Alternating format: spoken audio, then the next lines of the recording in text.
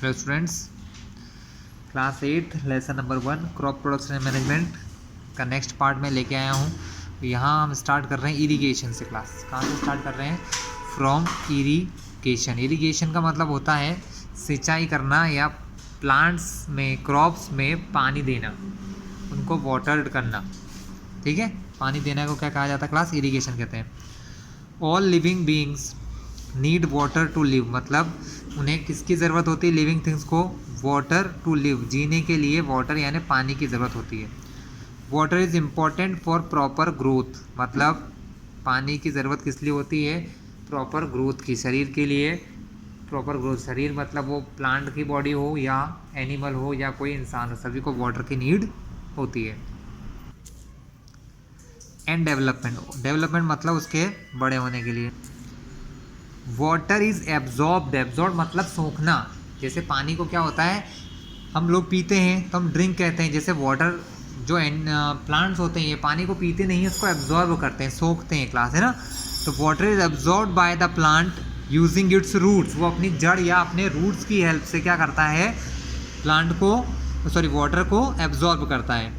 Along with water minerals and fertilisers, मतलब पानी के साथ साथ वो अर्थ से क्या लेता है? अर्थ से मिनरल्स लेता है और फर्टिलाइजर्स लेते हैं। ठीक है, फर्टिलाइजर एक प्रकार के मेन मेड मैन्योर या खाद हो सकते हैं। क्लास जो क्या करते हैं? उसको ग्रो करने में हेल्प करता है। किसको? प्लांट को। Are also absorbed. Plants contain nearly 90% of water, मतलब प्लांट का जो 90% हिस्सा होता है वो पानी से बना होता है, वाटर से। ठीक है। वाटर इज असेंशियल, असेंशियल मतलब जरूरी है। Water is essential because germination, germination मतलब क्या होता है? क्लास जर्मिनेशन मतलब जब भी कोई सीड, जब भी कोई बीज या सीड हम अर्थ के अंदर डालते हैं और वो जैसे ग्रो करने लगता है, तो ग्रो करने की प्रोसेस को कहते हैं जर्मिनेशन। ठीक है। Germination of seeds does not takes place under dry condition, मतलब अगर सीड को वाटर नहीं मिलेगा, है ना, जब सीड ज़मीन के अंदर डाला जाता है, अगर उसे वाटर नहीं मिलेगा तो वो जर्मिनेट नहीं होगा, मतलब उगेगा ही नहीं। ठीक है। और ड्राई कंडीशन यानी सूखी कंडीशन में विदाउट वाटर ये पॉसिबल नहीं होता है। इसीलिए आपने देखा होगा कि हम फसल या क्रॉप कब बोते हैं, कब शो करते हैं अपने फील्ड्स में? व्हेन रेनिंग, मतलब जब बारिश होती है तब हम ये काम करते हैं। क्यों? क्योंकि water is more important, water बहुत ज़्यादा ज़रूरी होता है। Nutrients dissolved in water are transported to each part of the plant, मतलब जो भी न्यूट्रिएंट वाटर में डिसॉल्व होकर रूट्स के थ्रू बॉडी में आते हैं, ट्रांसपोर्टेड मतलब भेज दिए जाते हैं to each part of the plant, plant के हर हिस्सों में, उसके स्टेम से लेके उसकी लीव्स तक और हर जगह वो वाटर और वो मिनरल्स पहुंच जाते हैं। Okay class. वाटर ऑल्सो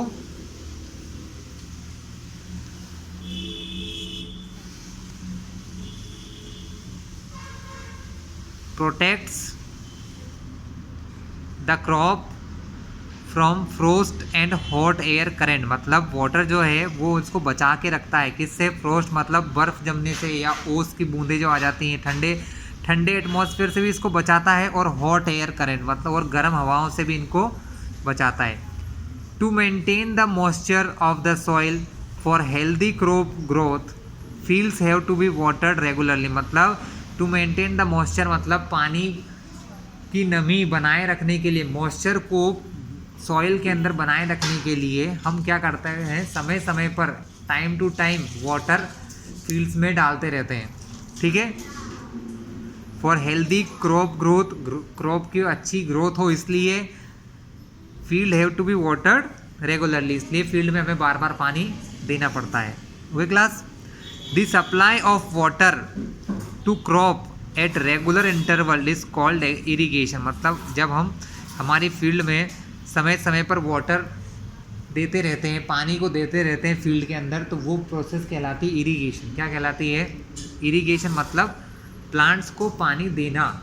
ठीक है। To give water to plants. The time and frequency of irrigation varies from crop to crop. The time मतलब समय, एंड फ्रिक्वेंसी मतलब हाउ मेनी टाइम्स, मतलब कितने बार हमको पानी देना है, varies from crop to crop, मतलब हर फसल के हिसाब से टाइमिंग अलग होती है कि किस फसल को, किस क्रॉप को कब पानी देना है, कितने टाइम्स देना है, 1 टाइम देना है पूरे टाइम पे कि 2 टाइम, 3 टाइम, 4 टाइम्स, ऐसा होता है। ठीक क्लास। जिन क्रॉप्स को ज़्यादा वाटर की रिक्वायरमेंट होती है क्लास, उनको हम लगाते हैं at of time of kharif. Kharif crops कहते हैं उनको, क्यों? क्योंकि उनको ज़्यादा वाटर चाहिए, ज़्यादा वाटर बारिश से मिल सकती है, रेनिंग से मिल सकती है, इसलिए। और रबी क्रॉप्स कौन से होते हैं? जिनको थोड़ा less amount of water required होता है। Okay. Soil to soil and season to season, मतलब क्रॉप्स के अलावा और किस चीज़ पे डिपेंड करता है? Soil to soil. अलग अलग प्रकार की मिट्टी में आपने देखा होगा, रेड सॉइल होती है, लेटेराइट सॉइल होती है, ब्लैक सॉइल होती है, तो हर सॉइल की वाटर एब्जॉर्ब करने की पावर डिफरेंट होती है। ठीक है। In summer the frequency of watering is higher, मतलब गर्मी के समय क्या होता है? ज़्यादा पानी, क्योंकि पानी बहुत जल्दी वेपर बन जाता है, भाप बन के उड़ जाता है। ठीक है। Why is it so? ऐसा क्यों होता है? Could it be due to the increased rate of evaporation? क्या इवेपोरेशन के रेट बढ़ने से होता है? Of water from the soil and the leaves? जी हाँ, इसीलिए होता है, क्योंकि क्या होता है, उस समय सन की हीट बहुत ज़्यादा स्ट्रांग होती है या टेम्परेचर बहुत हाई होता है, तो ज़्यादा जल्दी वाटर वेपर्स बनने लग जाती हैं क्लास। तो अब भूजो भाई को याद आ गया। I am very careful this year about watering, मतलब मैं इस बार बहुत ध्यान रखूँगा इस साल अपने प्लांट्स को वाटरिंग करने के लिए, क्योंकि लास्ट समर, मतलब पिछले साल की गर्मी में, माई प्लांट्स ड्राइड अप, मतलब सूख गए थे, एंड डाइड, और मर गए थे पानी की कमी की वजह से। Okay class. Drip system, what is drip system class? In this system the water falls drop by drop, मतलब बूंद बूंद करके वाटर जाता है डायरेक्टली नियर द रूट्स। किसके पास? रूट्स के पास जाता है, जो प्लांट्स के रूट होते हैं क्या, directly. So it is called the drip system, इसलिए इसे ड्रिप सिस्टम कहा जाता है। It is the best technique for watering fruit plants, ये फ्रूट प्लांट्स को देने का सबसे अच्छा तरीका होता है गार्डन्स में या ट्रीज़ में। Water is not wasted at all, यहाँ पर वाटर वेस्ट नहीं होता है।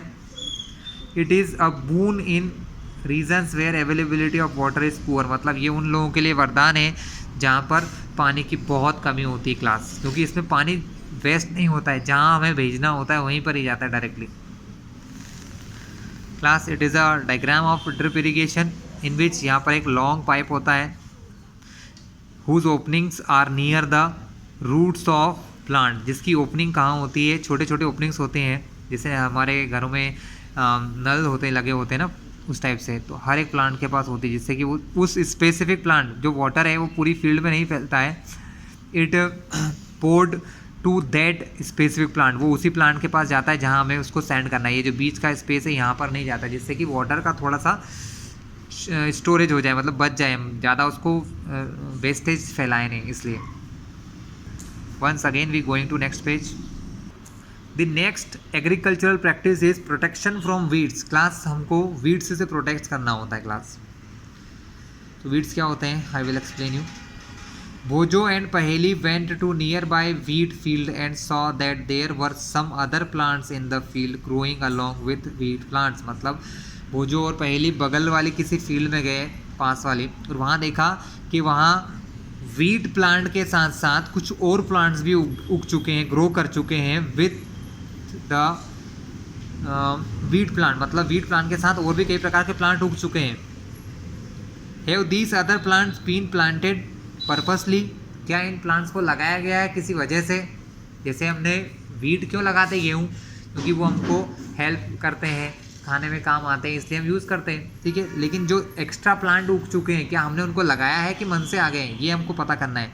So in a field many other undesirable, many other undesirable मतलब ऐसे कई, अनडिज़ायरेबल मतलब जिनकी ज़रूरत नहीं होती है, प्लांट्स में ग्रो, मतलब ग्रो होने लग जाते हैं नेचुरली अपने आप से, along with the crop, crop के साथ। these undesirable plants are called the weeds, in undesirable plants को हम क्या कहते हैं क्लास? weeds कहते हैं।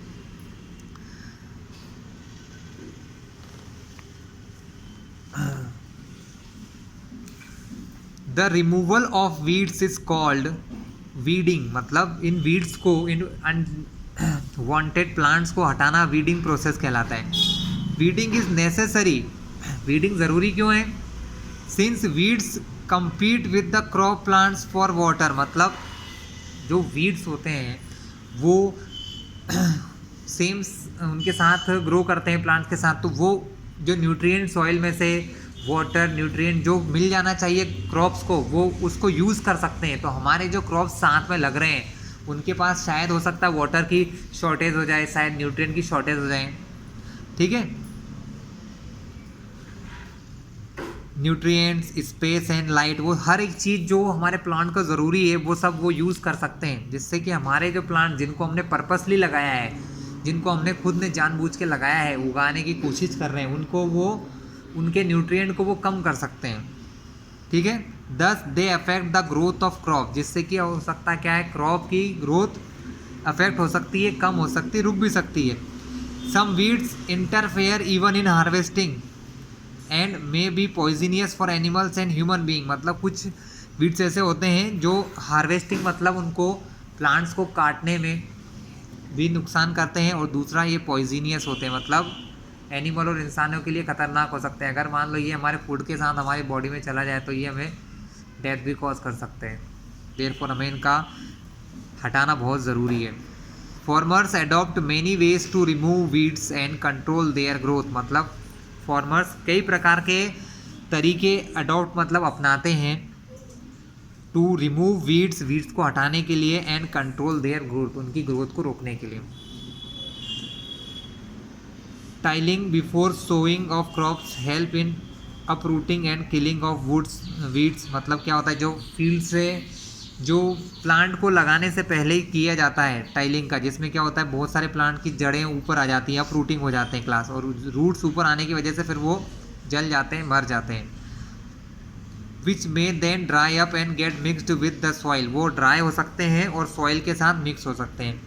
The best time for removal of weeds is before they produce flower and seeds, मतलब वीड्स को हटाने का सबसे सही समय वो होता है कि जब वीड्स के अंदर फ्लावर ना आए। जैसे वीड्स होते हैं, हर एक प्लांट में फ्लावर्स होता है, आते हैं क्लास, फ्लावर्स आते हैं, फ्लावर फिर सीड्स में चेंज हो जाते हैं, फ्लावर किस में चेंज हो जाते हैं, सीड्स या फ्रूट्स में चेंज हो जाते हैं। तो जब किसी वीड में फ्लावर आता है उससे पहले ही उसे हटा देना चाहिए। अगर फ्लावर आने से पहले नहीं हटाया तो बहुत सारे फ्लावर फिर से हमारी फील्ड में स्कैटर्ड हो जाएंगे, फैल जाएंगे, जिससे कि नए नए प्लांट्स भी ग्रो होने लग जाएंगे।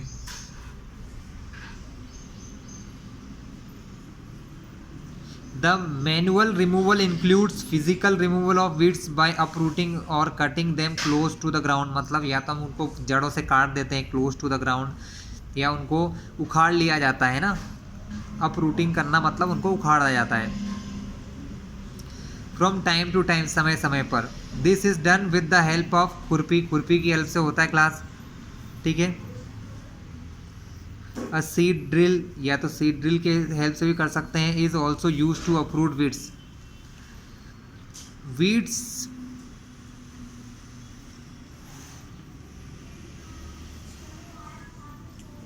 Weeds are also controlled by using certain chemical, वीड्स को कंट्रोल करने के लिए कुछ केमिकल्स का यूज़ भी कर सकते हैं, कॉल्ड वीडीसाइड्स। इनको क्या कहा जा सकता है, वीडीसाइड्स, लाइक 2,4-D, मतलब इनके नाम है, केमिकल नेम है क्लास ये। These are spread in the field to kill the weeds, इनको स्प्रे किया जाता है पंप्स के थ्रू फील्ड में, जिससे कि ये क्या होते हैं, मर जाते हैं। They do not damage the crop, वो क्रॉप को डैमेज नहीं करते हैं। The weedicides are diluted with water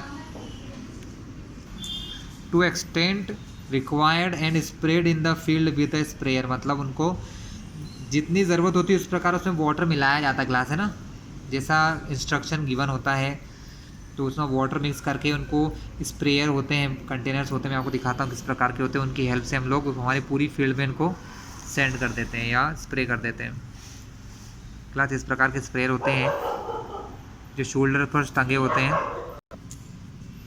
do the weedicides have any effect on the person handling the weedicide sprayer, मतलब जो व्यक्ति स्प्रेइंग करता है क्या उस पर भी कोई इसका इफेक्ट होता है। Yes, it is poisonous for human, ये ह्यूमन के लिए पॉइजनियस होती है, इसलिए हम इसका लगाते समय मास्क पहनते हैं या हमारे मुंह पर कोई कपड़ा बांधते हैं class. As already mentioned the weedicide are spread during the vegetative growth of weeds before flowering and seeds, मतलब इनको कब दिया जाता है, जब वो फ्लावर या फ्लावरिंग नहीं हो जाती है या फ्लावर आने के बाद सीड्स नहीं बन पाते हैं किसमें, वीड्स के अंदर, तब दिया जाता है। स्प्रेइंग ऑफ वीडिसाइड में affect the health of farmer, मतलब जो डालने वाला फार्मर उसकी हेल्थ को अफेक्ट कर सकती है। So they should use chemicals very carefully, इसलिए उन्हें केमिकल्स को केयरफुली यूज़ करना होता है। They should cover their nose and mouth with a piece of cloth, उनको अपने माउथ को किसी पीस ऑफ क्लॉथ से कवर करना होता है during spraying of this chemical, जब हम ये स्प्रेइंग ऑफ केमिकल्स करते हैं। Okay class, next is harvesting class. Next part क्या है हमारा, हार्वेस्टिंग है। तो हार्वेस्टिंग क्या होता है, हार्वेस्टिंग मीन्स फसल जब तैयार हो जाती है, जब कोई क्रॉप बिल्कुल रेडी होता है तो उसको कट किया जाता है, प्लांट्स को कट करते हैं और उसमें से जो अनवांटेड चीज़ें होती हैं वो हटाकर जो हमारा सीड्स है, जो हमारे क्रॉप है, उनको अलग कर लिया जाता है। इस प्रोसेस को हार्वेस्टिंग कहते हैं। Harvesting of a crop is an important task. The cutting of crop after it is mature is called harvesting, मतलब जब कोई क्रॉप बड़े हो जाते हैं, मैच्योर होना मतलब पूरी तरीके से तैयार हो जाते हैं क्रॉप्स, तो उनको काटना हार्वेस्टिंग कहलाता है।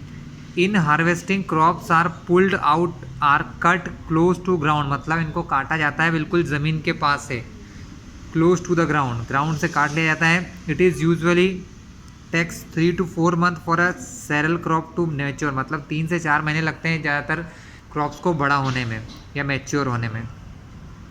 Harvesting in our country is either done manually by sickle, मतलब इस प्रकार के सिकल जिसको हंसिया कहते हैं हमारी भाषा में, सिकल से होती है। मैनुअली मतलब इंसान लोग करते हैं। और by a machine called harvester, या फिर एक मशीन होती है बड़ी सी जिसको हार्वेस्टर कहा जाता है, जिसका आजकल ज़्यादा यूज़ हो रहा है। In the harvested crop the grain seeds need to be separated, मतलब हार्वेस्टेड क्रॉप यानी कटी हुई जो फसल होती है उसमें से ग्रेन जो होते हैं हमारे, जो धान है, कोई भी फसल है, उसको अलग करना होता है। Need to be separated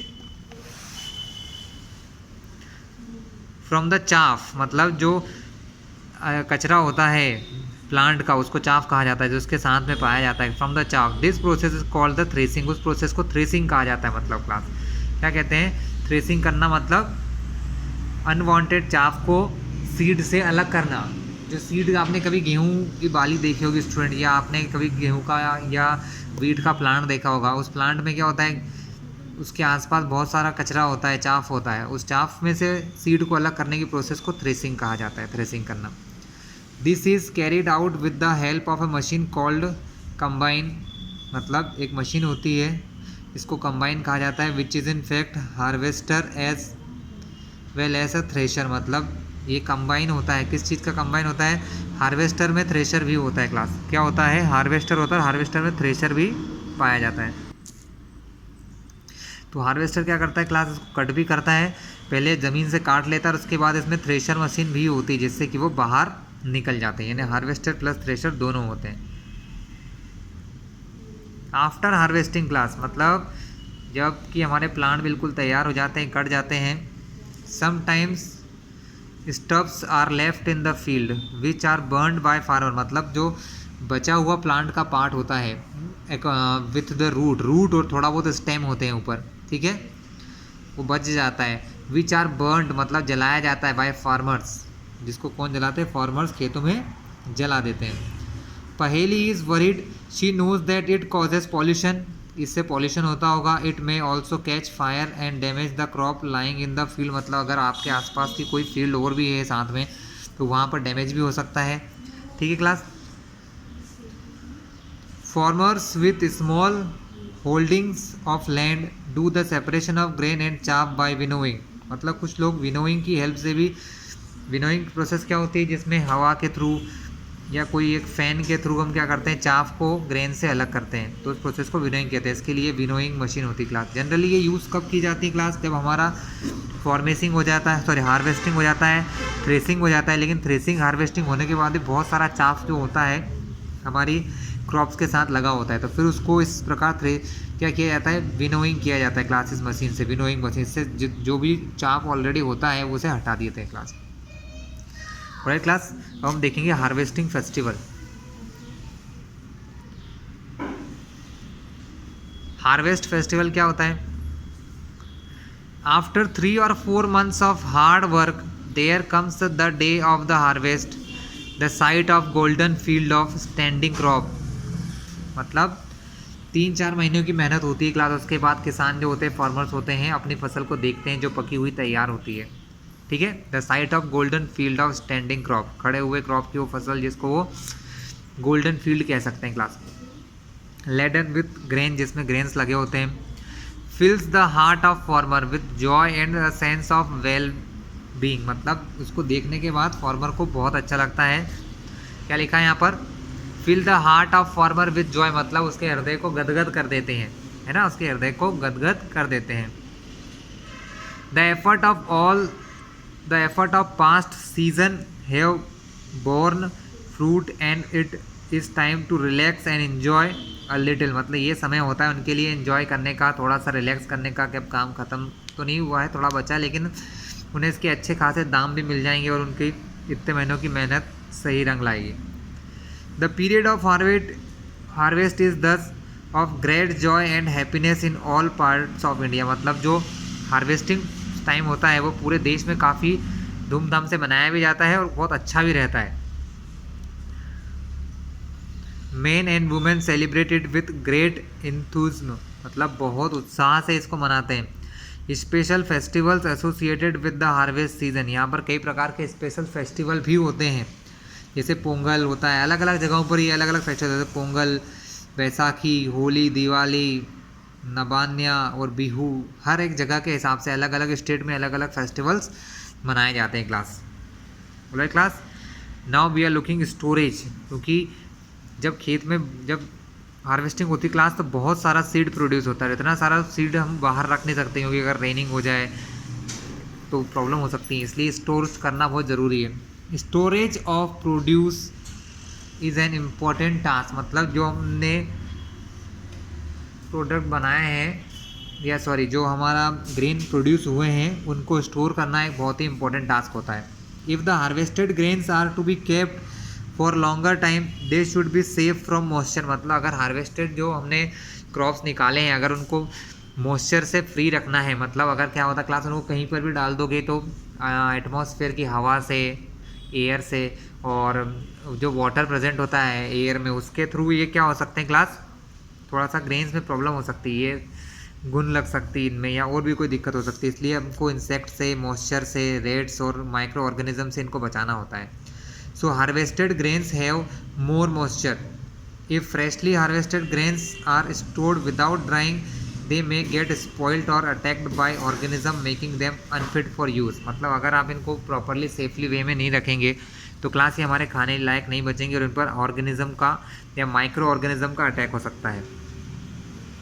and not for further germination, और फ्यूचर में अगर आप इन्हीं प्रकार के सीड्स को अगर फिर से सोन करोगे, फिर से बो दोगे इस प्रकार के सीड्स को तो वो उगेंगे ही नहीं, तो वो और एक प्रॉब्लम है कि आगे कभी जर्मिनेशन नहीं हो पाएगा।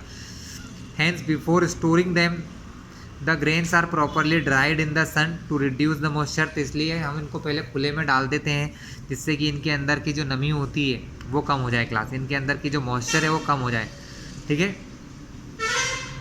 This prevent the attack by insect, paste, bacteria and fungi, जिससे क्या हो सकता है कि बैक्टीरिया, फंगाई और जो इंसेक्ट होती है उनका अटैक भी इन पर रुक जाएगा। अब यहाँ पहली को क्या हुआ, I saw my mother putting some dried neem leaves in an iron drum containing wheat, I wonder why, मतलब उन्होंने बहुत सारा ड्राइड नीम की पत्तियाँ जो थी किस में डाला, एक आयरन के ड्रम, लोहे के बड़े से डिब्बे में डाला जिसके अंदर व्हीट रखे हुए थे। ऐसा क्यों करा, क्योंकि क्लास इस नीम क्या होता है, एक प्रकार का बहुत मेडिसिनल प्लांट होता है क्लास, इससे बहुत सारे बेनिफिट्स होते हैं, इसकी स्मेल से, इसके खाने से काफ़ी सारे ऑर्गेनिज्म दूर हो सकते हैं। आपने सुना भी होगा कि जब किसी को कुछ स्किन प्रॉब्लम होती है तो उनको नीम के वाटर से बात कराया जाता है, तो कई प्रकार के माइक्रो ऑर्गेनिज्म को ये मार भी सकता है, इसलिए नीम की पत्तियाँ इसमें डाली जाती है। Farmers store grains in jute bags, farmer जो होते हैं वो जूट के बने हुए बैग्स में क्या करते हैं, इनको रखते हैं, किसको, ग्रेन्स को। और मेटेलिक बिन्स या लोहे की या स्टील की बनी हुई बड़ी बड़ी सी कंटेनर होते हैं, उन कंटेनर्स में रखा जाता है। However large scale storage of grains is done in silos and granaries, मतलब जब बहुत ज़्यादा ग्रेन्स आपके पास होता है तो आप इसको बड़े बड़े सिलोस में या ग्रेनरीज में रखते हैं। क्या होते हैं मैं आपको पिक्चर में शो करता हूँ class. This is the jute bags, आपने देखा ही होगा सभी के लिए जूट के बैग्स होते हैं, इनके अंदर रखा जाता है, जिससे इनका एक बेनिफिट होता है क्लास कि इनके अंदर एयर पास होती रहती है। जूट बैग्स में एयर पास होने से क्या होता है, स्पॉइल होने का या ग्रेन्स के सड़ने का दर कम होता है, क्योंकि इनके अंदर एयर पास होती रहती है। इसके अलावा क्लास क्या है, सिलोस है फॉर स्टोरेज, मतलब बहुत बड़े बड़े कंटेनर हम बना देते हैं। ये तो खैर बहुत बड़ी फैक्ट्री का दिया गया क्लास, हम घर में भी ऐसे कंटेनर्स बड़े बड़े खरीद सकते हैं जिनमें 10 क्विंटल यानी 1000 kg या 500 kg या 2000 kg तक का मटेरियल रख सकते हैं। तो बहुत सारी चीज़ें ऐसी होती हैं जिनमें ये रखा जा सकता है, ठीक है। तो ये बड़ी बड़ी कंपनीज़ है जहाँ पर ये स्टोरेज किया जाता है, बड़ी बड़ी फैक्ट्रीज़ में बहुत बड़े बड़े स्टोरेज है क्लास, है ना। जस्ट लाइक आवर हाउसेस, हमारे घर इतने बड़े स्टोरेज हैं। देख रहे हैं आपके सामने कार छोटी छोटी दिखाई देने का। तो क्लास गनी बैग्स होते हैं, या गनी बैग्स किसको कहते हैं क्लास, जो हम जूट से बनाते हैं। Now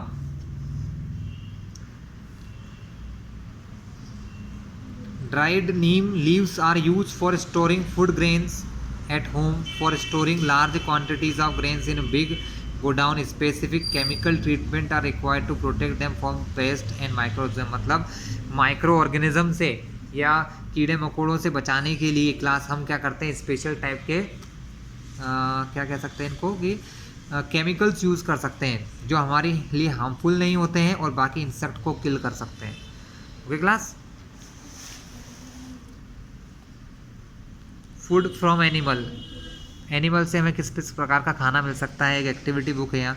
make the following table in your notebook and completed. Food source, मतलब आपको यहाँ पर क्या करना है, अलग अलग फूड लिखना है जो आप खाते हैं और आपको कहाँ से मिलते हैं। सोर्सेज मतलब होता है कहाँ से आपको मिलते हैं। तो यहाँ एग्जांपल के तौर पे दिया है, जैसे मिल्क मिलता है काऊ से, बफेलो से, शीप से, गॉड से, शी कैमल से, इस टाइप से। तो आप यहाँ पर और लिखेंगे जैसे ग्रेन्स कहाँ से मिलते हैं, सोर्सेज मतलब कहाँ से मिलते हैं। टेबल आपको कंप्लीट करना है।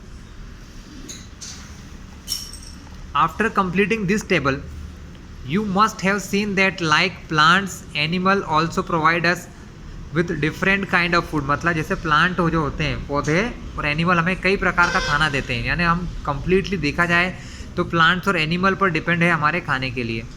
Many people living in the coastal area मतलब समुद्री एरियाज में जो रहते हैं, consume fish as a major part of their diet, वहाँ पर वो लोग फिश ज़्यादा खाते हैं क्योंकि वहाँ आसानी से मिल जाती है। In the previous classes you have learnt about the food that we obtain from plant, मतलब हमने पुरानी क्लासेस में पढ़ा है कि खाना हमको कहाँ से मिलता है, प्लांट से मिलता है। We just have seen that the process of crop production involve a number of steps like selection of seeds, sowing, मतलब जैसे क्रॉप प्रोडक्शन की प्रैक्टिस में कई सारी स्टेप्स होती हैं। पहले सिलेक्शन करना होता है सीड्स का, फिर सीड्स को शो करना होता है, बोना होता है। Similarly animals Rudyard at home और इन फॉर्म्स, मतलब जैसे एनिमल को भी हम यूज़ कर सकते हैं हमारे खाने के पदार्थों के लिए, जिनको रखा भी जाता है, घरों में भी रखा जाता है और फर्म में, मतलब बड़ी बड़ी कंपनियां भी ये काम करती हैं। है to be provided with proper food, उनको बराबर खाना भी देना होता है, शेल्टर यानी अच्छे से रखना भी पड़ता है, एंड केयर भी, ध्यान भी रखना पड़ता है। When this is done on large scale it is called animal husbandry, और अगर ये काम बहुत बड़ी मात्रा में किया जाए तो इसे एनिमल हस्बेंड्री कहा जाता है। जैसे डेयरी फार्म होता है क्लास, आपने देखा होगा डेयरी फार्म में दूध की जो फैक्ट्रीज होती है उनके पास बहुत सारी भैंस गायें बहुत सारी चीज़ें होती हैं, उनका यूज़ करते हैं क्लास, एनिमल हस्बेंड्री कहलाता है वो class. Fish is a good for health, we get cod liver oil from fish which is the rich in vitamin D. Class fish एक बहुत अच्छा सोर्स होता है एनर्जी का, और फिश से हमें एक बहुत ही इंपॉर्टेंट चीज़ मिलती है विटामिन डी, जो ज़्यादातर खानों से नहीं मिलती है, इसलिए फ़िश अच्छी रहती है। वैसे कुछ लोग नहीं भी खाते हैं, ज़रूरी नहीं है सबको खाना ही चाहिए। तो class here is the end of this chapter. इसके क्वेश्चन आंसर हम आपको नेक्स्ट वीडियो में सेंड करेंगे। और क्लास आपको अगर ये लेसन ठीक लगा हो तो चैनल को सब्सक्राइब कर ले स्टूडेंट, और अगर बेल आइकन दबा लेंगे तो सारी वीडियोस आपको नोटिफिकेशन के साथ मिल जाएंगे।